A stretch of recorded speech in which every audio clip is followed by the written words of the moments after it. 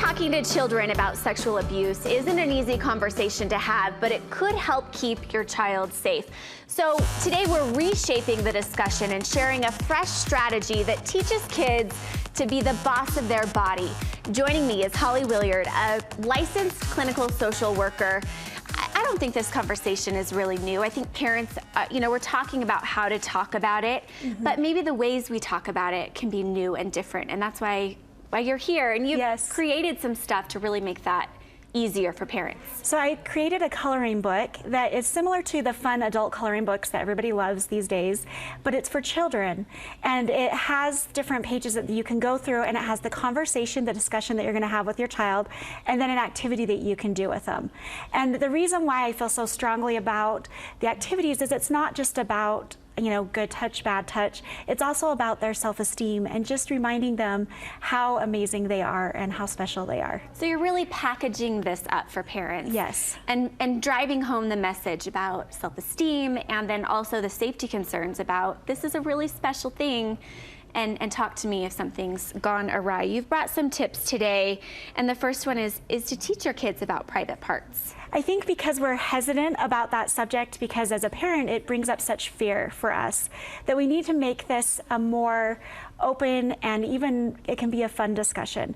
So as little as they are verbal, start talking about what are private parts. Use the medical name for them, and really explain to them why it's not okay for anyone to touch or see their private parts or show them their private parts. And this is an opportunity to talk about that safe touch, right? Yes.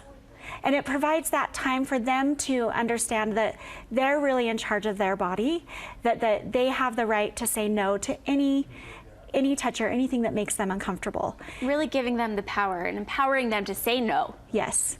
And what we do a lot with kids, especially with the relatives that want to come and give them a hug, or they want to have some sort of physical contact with them. If our child feels uncomfortable, a lot of times as a parent, we don't want to be rude to the other relatives, so we push that. And even if it's as simple as a hug or a kiss on the cheek, if a child does not feel comfortable, we should not have them do it. They need to be able to have that permission to say, I don't want to do that. And so how are you opening up the conversation when that happens? So the conversation is just going to be, with your child saying, we're going to practice that if somebody makes you uncomfortable, what you're going to do. And so pretend that you are in a place and you feel uncomfortable. What can you do? And we shout back, no, no, no, as loud as I can. And then they run away. And so it becomes like this fun activity instead of this scary thing. We're letting them understand that they have that power and control. And so you're getting right out in front of it before they're in a situation. But what if they are with a close relative? Are they going to, at that point, stop and say, no, no, no?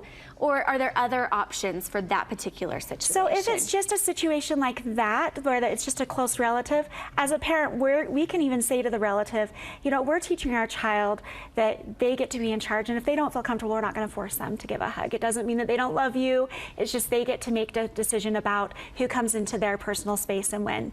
And a perfect example of this coloring book, when we were doing the pictures, there's a picture of a girl and a boy in a swimming suit, and the illustrator needed them to pose for this picture.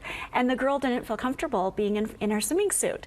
And so I had to say, absolutely, you don't have to be in your swimming suit. You don't feel comfortable. And then we had to figure out a different way to get the picture. So it takes some perception on the adults. It does. On the adult side. You also say predators oftentimes use shame to take advantage of these little ones. They do. So what can you do for that? Unfortunately, because as parents we are hesitant to talk about this subject, the perpetrators or predators use this subject, but they do playful ways, and they tell the clients or the children that it's not okay for them to feel good when they're touched in those areas, so they must have wanted it, or it's their fault, or don't tell your mom and dad because you're going to get in trouble. And if we talk to them about, our bodies are made to do all sorts of different things, and one of the things is that we're not allowed to have people touch our private parts until we're older, and if somebody does and it feels good, or they tell you not to tell, you tell me because you're not going to be in trouble. It's okay. And also secrets. Isn't that another tactic? So there's a big picture about secrets, and what I tell children is the only secrets that are okay to keep are birthday presents and surprises that your parents are going to find out in a few weeks. It's not okay to ever keep a secret from your parent, and if someone ever asks you to, then you need to tell. Okay, that's a good one to keep in mind. Are kids who are confident and feel good about themselves, are they less likely to become victims? So I'm always hesitant to answer questions like that because we never want to make it sound like it is the child's fault or the parent's fault, because it isn't. Unfortunately, any of our children can be victims of sexual abuse. What we do know is that children who have high self-esteem are able to report easily and able to recover easily. That's a good distinction. Yes, the number one thing is that if your child or someone that you know tells you that they're being abused, to believe them and get them the help that they need. And if they have that one person in their life that believes them and stands by them, then they're much more likely to heal from this. And at the end of the day, trust your instinct, trust Exactly. your gut. Trust your gut. There's a picture in the book that talks about our gut is like our guard dog of our body. And when it starts to bark, it means that something is wrong.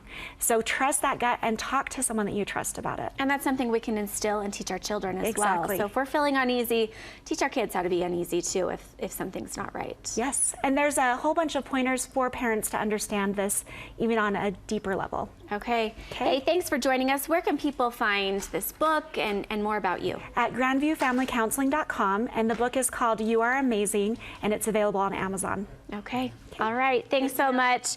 We appreciate